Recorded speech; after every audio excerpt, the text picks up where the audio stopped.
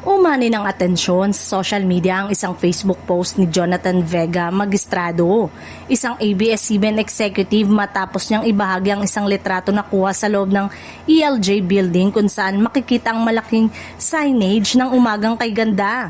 May caption pa itong "Marahay na aga" na lalong nagpasigla sa hinala ng mga netizen.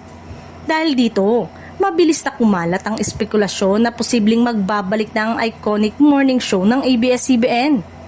Para sa maraming kapamilya viewers, ang Umagang Kay Ganda ay hindi lamang isang programa kundi bahagi ng kanilang pang-araw-araw na umaga bago ito matigil noong 2020, kasunod ng franchise shutdown ng network.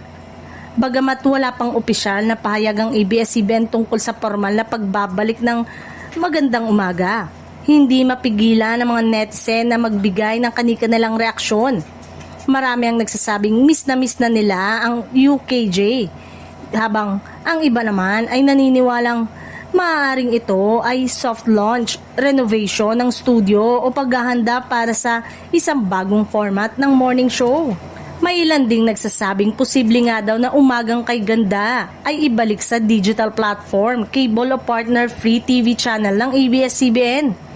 Kasabay ng patuloy na paglawak ng content distribution ng network sa iba't ibang platform.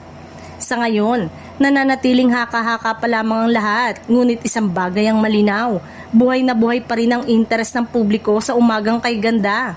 At anumang senyalis ng pagbabalik nito ay tiyak na susubaybayan ng mga Pilipinong nasanay ng gumising kasama ang paboritong morning show.